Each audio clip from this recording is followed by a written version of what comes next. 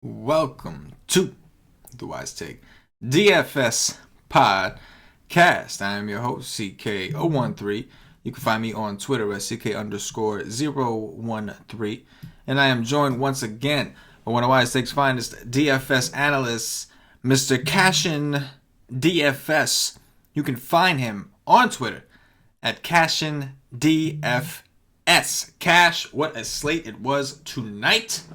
And what a slate it is tomorrow. How you doing, bro? Oh, I'm super excited. I'm so hyped up for this. This is going to be fantastic. After I watched LeBron James stand around for 10 whole minutes in the first quarter and not do a damn thing, pass the ball and go stand in the corner like an asshole. The best player on the team, he's like, I'm just going to stand around and do absolutely nothing. You sorry motherfucker. I could have played Paul George, who I loved as well. I loved his price on FanDuel. My man went for like 72. But nah, I had to play LeBron James for like 2,500 more to watch him stand around and do absolutely zero. Yeah. Nothing. Yeah. And then I get to come to this slate. Like, this slate is a joke. Why would anybody even watch this? This slate is ridiculous. You put any kind of money on this slate, you're an ass. You can call me an ass, bro. I'll be playing it. I'll play. I'm gonna play very light, very very light. If you put any kind of money, you're an ass. If you put the normal amount of money tomorrow that you normally play CK, you're an ass. Bro, all day. Anybody that puts, hey, that's all good. If you know you're an ass, be an ass. I'm an ass, but I will not be an ass and waste my money on this slate. Hell nah. Hell nah. Yeah. It's definitely... This slate is ridiculous. Yeah, no, it's pretty bad. Like, people have talked about how bad the slate was yesterday. Yeah. And it wasn't great. But this doesn't even compare even close to yesterday's slate, the 5-gamer. This is ridiculous. I mean, you definitely have decisions to make. You got some decisions to make. You've got Portland at home against Phoenix, who just can't seem to stay within 30 points of any team right now. You've got Houston visiting Utah. Houston has been a huge disappointment overall this year. Utah, I have no idea what to tell you. They've been as big as a disappointment. I don't even know what to tell you about Utah. Like, 1 minute they're getting blown up by 40. The next minute they're winning by 20.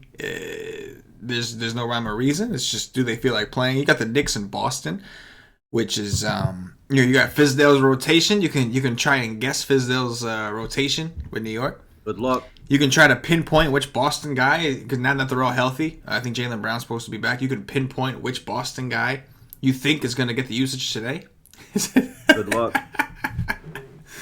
It is quite a slate. Yes, it is. Yes, it is. But I am definitely an ass because it's what I do. So I'm going to be playing. I mean, come on, man. You're not going to play your normal amount of money. Bro, I probably will. But realistically, I probably will. Get the fuck out of here. I probably will, bro. No days off. No days off for this guy. That's not how it works. Gotta go ham, you know. Guys too, especially after today.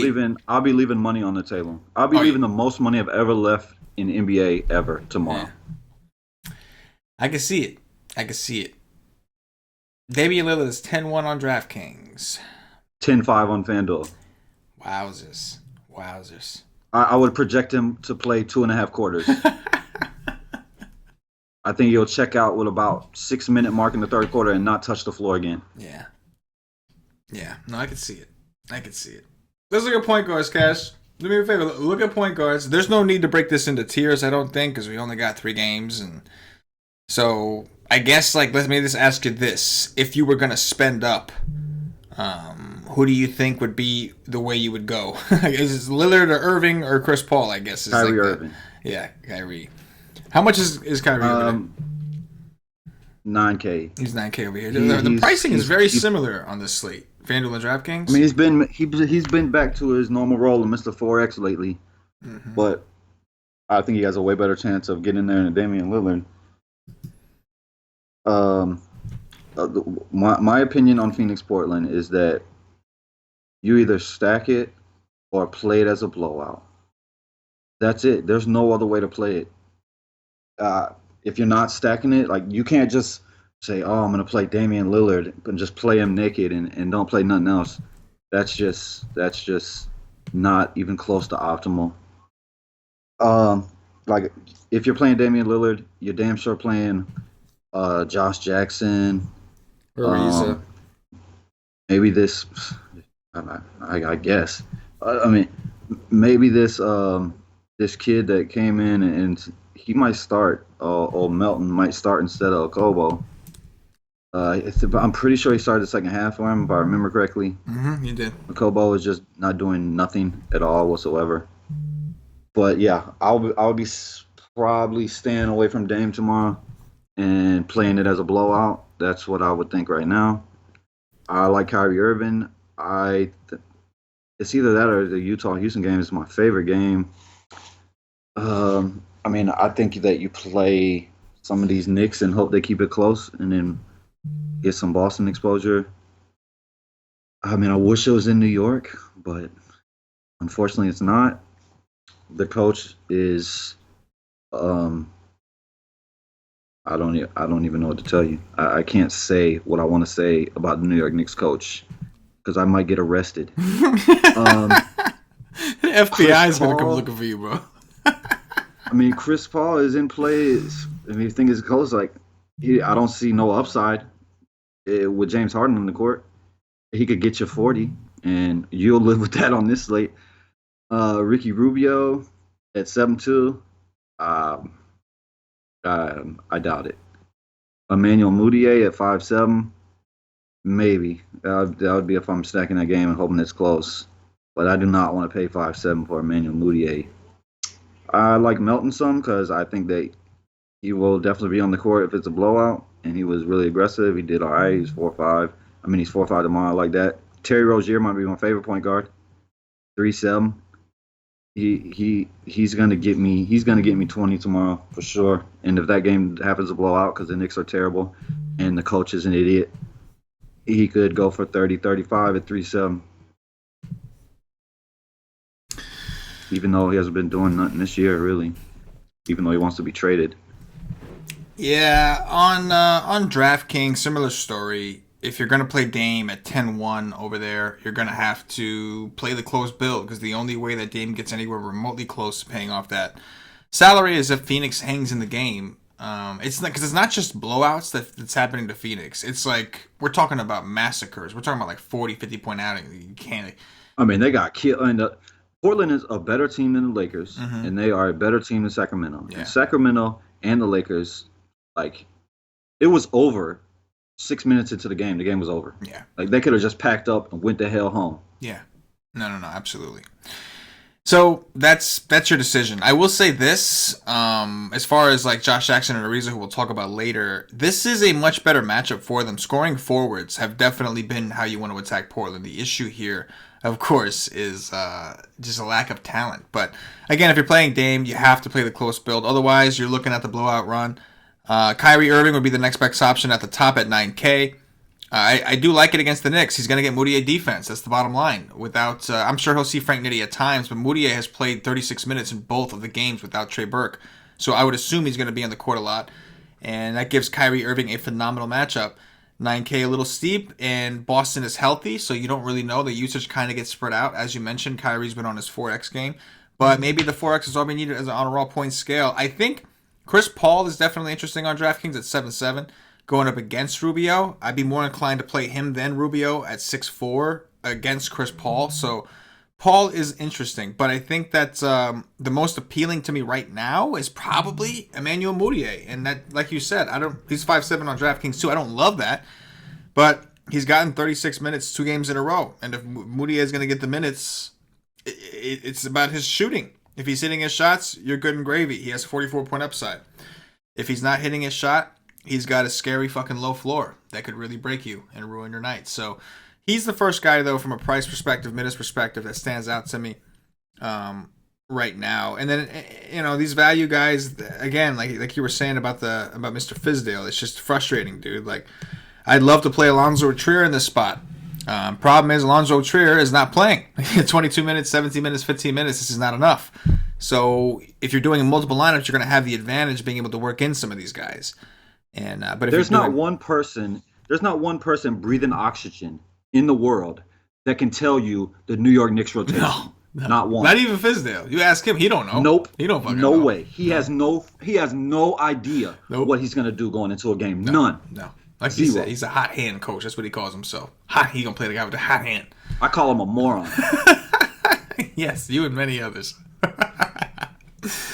Yeah, I don't know what the fuck's up with a Cowboy. It's just like an experiment that went terribly wrong. The guy is not doing shit. He's just not doing anything. He's just there standing around. This Melton dude looks way better. Wouldn't surprise me. Have they said that he's going to start? Like, do we know if Melton's going to start? No. They haven't said that?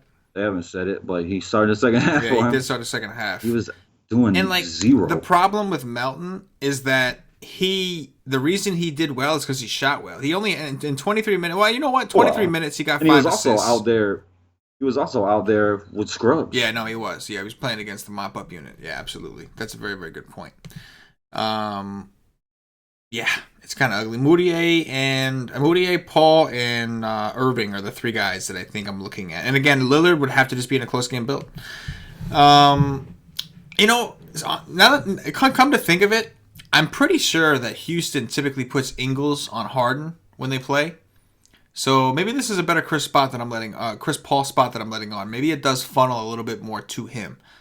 I don't know. I don't know. Right? Is that something they do with Harden? Yeah, I mean, I feel like I remember Ingles covering they should. him. I feel like I remember Ingles covering him a couple times last year. I mean, they should because their small forward is always garbage. Right. I mean, they're going to have Ennis or whoever they put out there is going to be trash. Right. So why wouldn't you put Mitchell on him? Yeah. And Mitchell he can be a good defender if he tries, but Ingles is by far the best perimeter defender. Yes. Move us over to shooting guards, Cass. What you see over there? I see a bunch of hot mess. I see James Harden is probably the top pay up. If I'm going to pay all the way up, he's going to be, I can't even tell you his ownership. It's going to be crazy high. It'll probably be lower than I think, but he's going to be popular. If you want to fade him, be my guest. Play light. Whatever you do tomorrow, play light. Don't play your normal amount of money. Don't be an ass like CK over there. Don't do it, please. Because this slate, man. This slate is garbage. Donovan Mitchell at 8.5. He definitely has 50-plus point upside at 8.5. So I don't mind that. Hardaway. He's gonna have good defense on him for every minute he's on the court, but Hardaway can beat it. Like, he's 7'4". He could be super aggressive. He's okay. CJ McCollum might miss. That would be fantastic. Mm-hmm. Let CJ McCollum just say. We're just gonna say CJ McCollum. You get a day off. Dame, you just sit and watch from the bench as we destroy this team with you and CJ McCollum watching from the bench, because that would still happen. I hope CJ McCollum misses. That would make Dame a much better play. Dame could get there in 3 quarters if CJ McCollum isn't playing. Dotson, are you crazy? I'm gonna pay 5.8 for him. I don't care what he's doing. He could play 10 minutes tomorrow. If he's playing bad, you do not know how many minutes none of these Knicks are gonna play. I don't give a damn what anybody says. Marcus Smart is no way with Jaylen Brown coming back. I'd rather just go to Jaylen Brown. Eric Gordon, no sir. Trier, hell no. Troy Daniels, I'll take a shot on that because they're going to be getting destroyed. Troy Daniels be on the court, and I know he's aggressive when he's on the court. If he's making a shot, he can go for 25. I believe he went for 25 yesterday, and they was getting dominated because they will get dominated again. He went for 23 in 20 minutes. I'll take that at 3-7. That's it. That's all. Nick Stauskas, you want to play that? Like I said the other day, if he's on, if his shot is going down, he's at home. He will be super aggressive, and he will be on the court when they're getting killed. Who do you when they're doing the killing, as I should say? Who do you think gets the start if McCollum is out? Like Seth Curry, Stauskas. Seth Curry has been so garbage. Yeah. I don't know. I have no clue. Yeah. I don't know. Yeah, I'm gonna have to look into that tomorrow. Because that's a 10 o'clock game we're not going to have the news for. I mean, it's probably going to be Layman, but yeah, I don't know. Oh, I hate that guy. Either way, like you said, it would make Dame a really awesome play if McCollum missed. I think that... No, I don't know about awesome. and make him better. Yeah, well, not awesome at his price, but him himself, I would assume his usage would go up. James Harden at 10-8, kind of interesting. I think he may be somewhat of a popular choice. I have a feeling a lot of people are going to assume that Phoenix game is blowing out. But Dame has played really well, so maybe some people try it with Dame anyway. But obviously Harden is your next spend up. I think people go there. I don't know why. I'm going to have to go back and check this to confirm. But I do remember seeing, maybe it was on switches, I don't know. But I do remember seeing Ingles covering Harden at some points last year. So that could lower my interest. Donovan Mitchell, I do like a lot. 7-6 on DraftKings. He was on his way to smash against the Spurs. Unfortunately, the Spurs just didn't want to hang around. But before that game against the Spurs, Mitchell's been taking shot attempts in the 20s again. And that's like the recipe for him to break 40 and potentially go up to 50 DraftKings points. So Mitchell, probably one of my favorite plays on the slate so far, going up against Harden, what I expect to be Harden defense for a lot of the slate. That seems like a pretty juicy spot. As you mentioned, Tim Hardaway Jr., one of the only guys of the Knicks that we can consider relatively safe in terms of minutes. Obviously, he's very scoring dependent, so his performance is not necessarily safe. And even Hardaway, dude, against Washington, Hardaway only played 30 minutes in a 3-point game. I was about to say, I don't think I can say that his minutes are safe anymore. Yeah, it looks like he played less than 30 against Philly. Yeah. Only 30 against Detroit, Washington. Same against thing. Philly, that was just a complete blowout. That was just forget about it. That was just a destructive. They were done. And again, without Hardaway, you literally have nobody that you know is going to play. That's it. That was the last straw. And if you can't count on him no more, you have no clue who's going to get it. But Hardaway, we know scoring guards are typically where you want to attack Boston.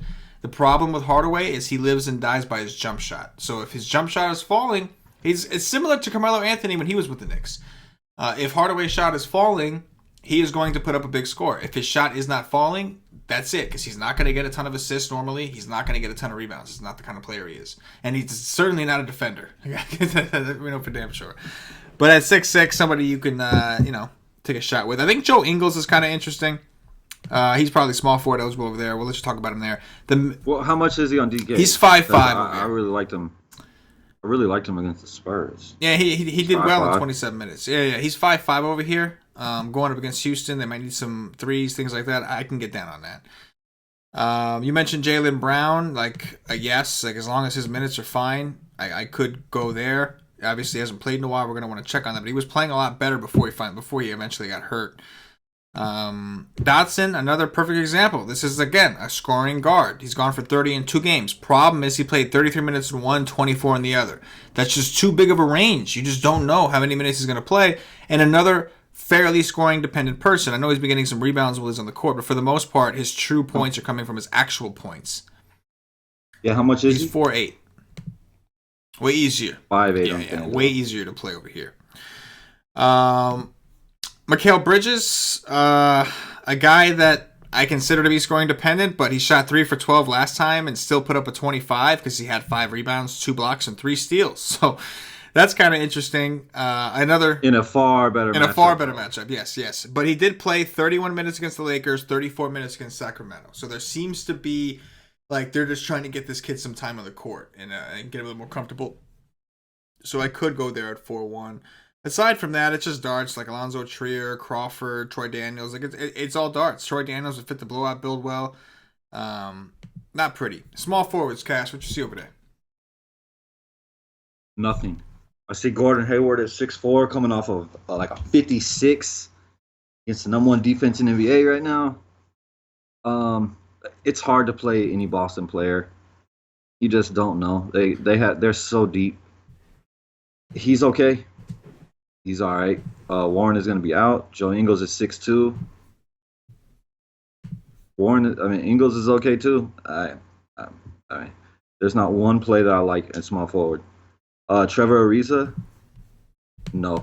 I don't want to play Trevor Ariza here. Trevor Ariza, he needs a better matchup than Portland. I don't want to play Trevor Ariza at 5'8". Jay Crowder, Houston plays small, so he's probably going to play a lot of minutes tomorrow. He's okay at 5'5". Bridges, I'm probably going to be playing because I think they're going to get killed, and he'll be on the entire fourth quarter. It should be. Evan Turner, he probably get some of that blowout run, and he'll dominate the ball on the second unit. So at 4-6, I like that. And that's it. That's all she wrote. You want to take a shot on Hazonia and hope that these man's on fire, but good luck with that. Probably gonna play 10 And minutes. you know what? I just realized why we're starting to see these minutes even fluctuate. Yeah, fucking Courtney Lee is back. He played Yeah, against no, he Washington. played like 19 I minutes, think he right? played like Or no, he 16, played 16 minutes. 10 minutes. He played 16 minutes and got like 18 DraftKings points or something like that. He got 19 FanDuel Yeah. points. Yeah. So that's gonna make Yeah, the situation 16 minutes. a little worse over there. Just makes it even more Yeah. fun to try to play Knicks. No doubt.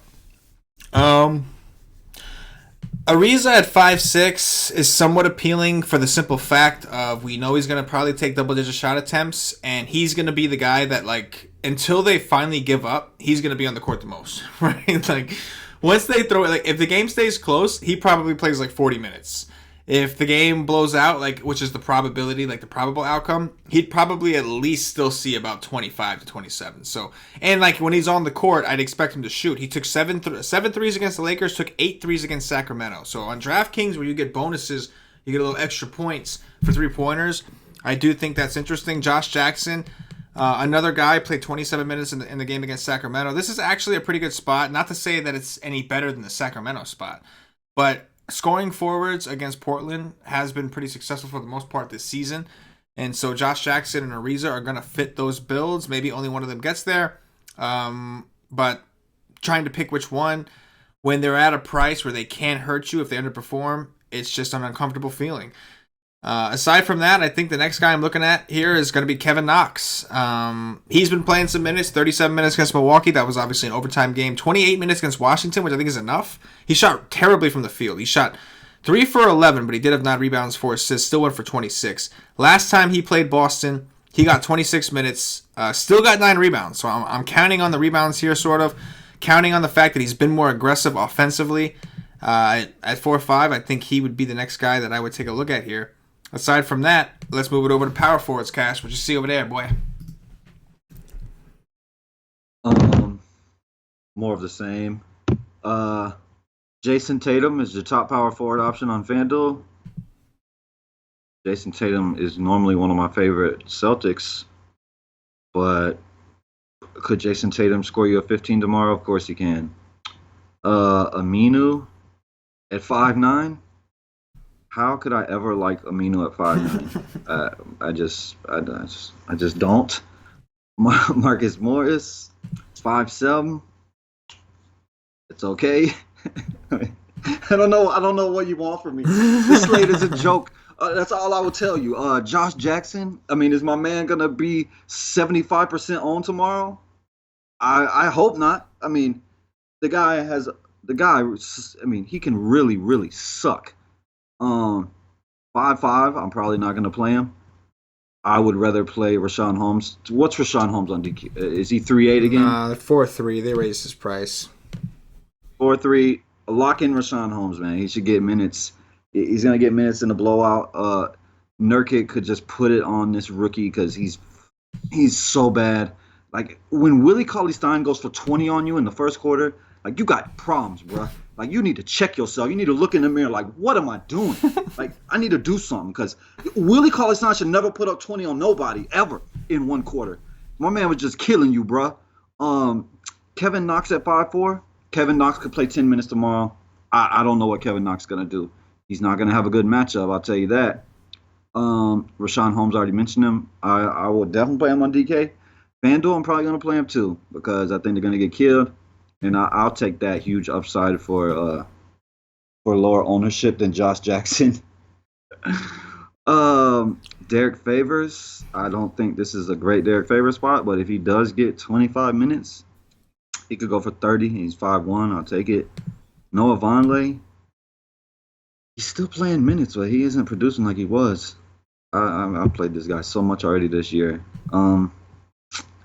I don't know. I mean, you could take a shot. He's gonna be low owned, but he has not been so good lately. PJ Tucker is gonna play a ton of minutes. 4-4. He's gonna be matched up against Crowder a lot because, like I said, I don't see Derek Favors playing a ton.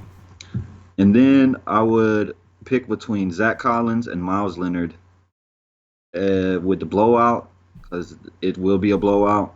I think I like Myers Leonard a little more than Zach Collins. Yep. Al Horford, kind of interesting because I don't love the 6'2 price tag, but he did go for 44 last time he saw the Knicks. With that same breath, I think Noah Vonleh on the other side of that, also interesting. He had a very good game against Boston that same day. Went for 41 that day in 30 minutes. And he still seems to be getting, like, the good thing about Vonleh is he's literally the only defender, aside from Nitty, I guess. He's their best defender, Vonleh. And Fizdale does, like, that's part of why he plays guys the way he does it. He wants some defense. So Vonleh, like, I think is secure as long as he keeps his hands to himself. Like, Vonleh's in control of his own minutes. If Vonleh does not foul, Vonleh will play. If Vonleh fouls, Vonleh will not play. So at 5-1, it's going to be risky. He did not get into foul trouble last time against Horford and those guys, so maybe he doesn't again. We know he's got 40-point upside, only 5-1. DraftKings, you get the double-double bonus, all that kind of stuff. And he is scoring double-digit points. He's just been a little bit short on the rebound end. But I do think Vonleh so far is the most appealing. Rashawn Holmes, as you mentioned, at 4-3. I don't love the 4-3, but if you think it's going to be a blowout, you got to play Rashawn Holmes. You could probably play him even if you don't think it's going to be a blowout, just because he's such a high point per minute player, and he's probably going to see at least 20 minutes, right? Like, if it's a blowout, even more. But even if not, he should see at least 20 minutes. I mean, I can get behind that. And then that's pretty much where I draw the line. Let's kick it over to centers, and we'll wrap this bad boy up. What do you see over there? Kevin Knox looks like an alien. Yes. Like, this dude needs to be cast in Men in Black 3. Are we making a Men in Black 3, fellas? Like, Men in Black 3, if you're making one, cast this guy, because he plays the part. There's no makeup needed. Dude looks like he's from another planet. Rudy Gobert is 9'8". Rudy Gobert is in a good spot. Like, centers have been killing Capella. Capella has been playing well himself. You could play either. Nurkic, oh, buddy. I mean, if this game was going to be close, I would love him. Like, he's, like, the guy that comes off the court first. Like his minutes have been pretty damn good lately. Like, he's been right around that 30 mark. None of that garbage where he plays very limited minutes. He could just absolutely destroy this rookie. So he's okay, but to pay 8.5 for a guy that I think is going to play 20 minutes, 22 minutes, I just don't want that. Enes Kanter is probably my favorite center on FanDuel, and that's just hoping that he just dominates and doesn't play 25 minutes. Who knows? He could play 15 tomorrow. That would not shock me whatsoever. But he could dominate in this matchup. I like Enes Kanter. I always like Enes Kanter. Enes Kanter is God mode. So whenever he puts it in on that switch, look out. Al Horford, he's decent as well. But give me Enes Kanter and his upside way over Al Horford and his 40-point upside. No, sir. DeAndre Ayton, nah, bro. Nah, man. I don't want none of that. That's it. That's all she wrote. This slate is so juicy, man. Like, I'm so excited for this slate tomorrow. I can't even tell you. Oh, yeah. I'm super excited. Rudy Gobert, Clint Capella, either one is fine. I kind of lean towards Capella because I think people still have this notion that you can't take centers against Gobert, which is just completely untrue. So I kind of like... He's not been very good. No. So I do kind of like Capella. I mean, Gobert's fine. If you can play them both on DraftKings, go for it. Nurkic is the guy that's the most interesting because obviously if the game stayed close, he would probably go for 60. The question is, in 2.5 quarters, if it doesn't, how far can he go competing with Dame over who's going to put up the most raw score on that team? So, you know... If McCollum is out... Maybe he gets there.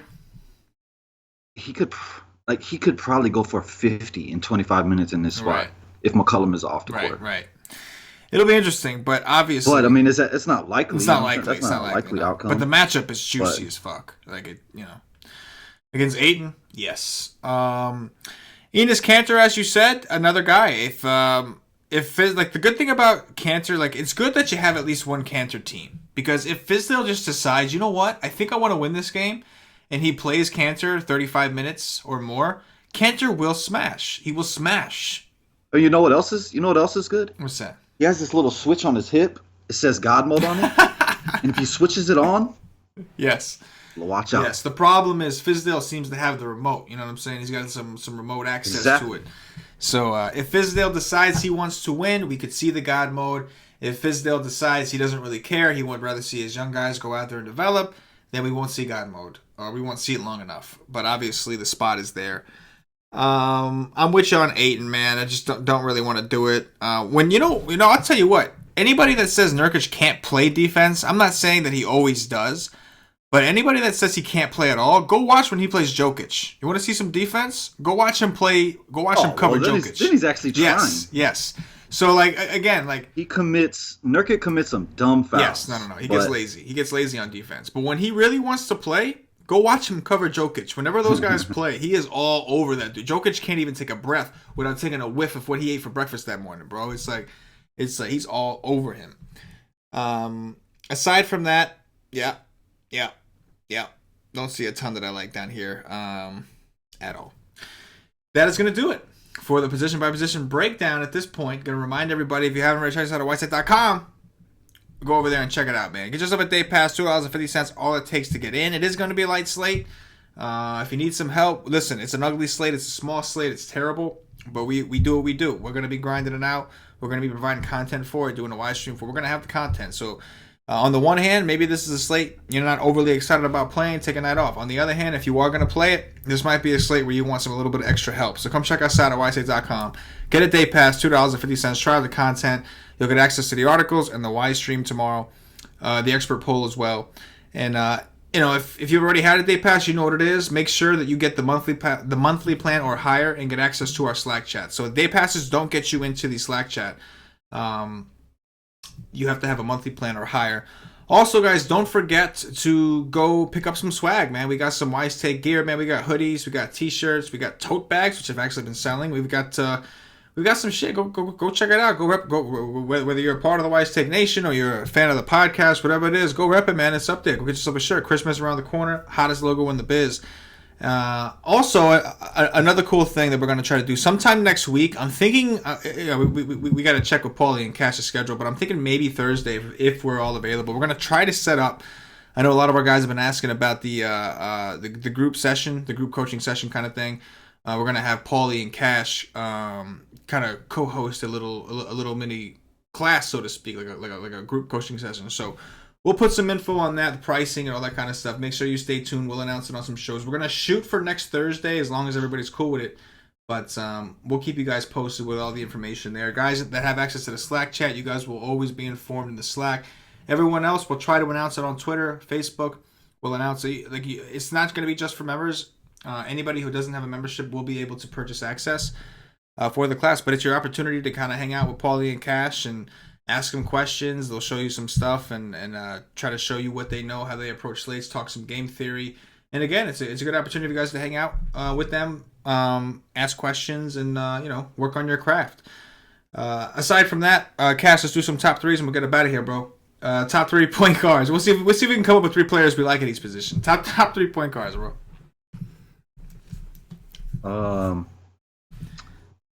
Damian Lillard would be in there if McCollum is out. That game starts at 10. I don't know if we'll get that. Kyrie Irving, Chris Paul, Terry Rozier. I'm going to go with Chris Paul, Kyrie Irving, Emmanuel Mudiay. Shooting guards. James Harden, Donovan Mitchell, Tim Hardaway Jr. Definitely going with Donovan Mitchell, number 1. I do like that. I'm going to go with Tim Hardaway Jr. and Fudge. I'll go with Joe Ingles here. Mikal Bridges, Evan Turner, and Jay Crowder. I'm going to go with Trevor Ariza, Josh Jackson, and Kevin Knox. Whew, that's an ugly one right there. Damn true. Power forward, boy. Rashawn Holmes, especially on DK. Mm-hmm.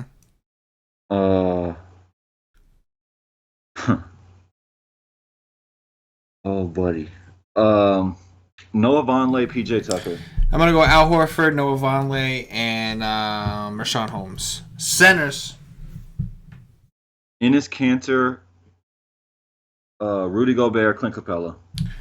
Woo-wee. Let's go Clint Capella up top. Let's go Rudy Gobert on the other side. Let's go Enes Kanter for Shiggity Show to wrap this up. And that is going to do it for the Wise Take DFS podcast. If you are watching on YouTube, click that thumbs up, that like button, subscribe to the channel, and hit the notifications bell. Make sure you do not miss whenever we go live on the channel. Do all kinds of free content right here, covering NBA, MLB in the summer. We got NFL shows, MMA stuff, all kinds of shit. Make sure that you are not missing out on anything that we do, especially when it's free.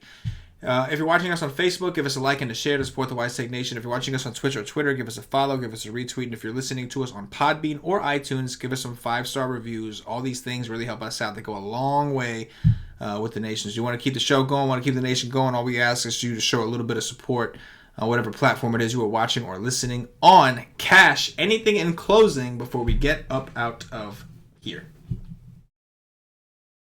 Yeah. LeBron James sucks.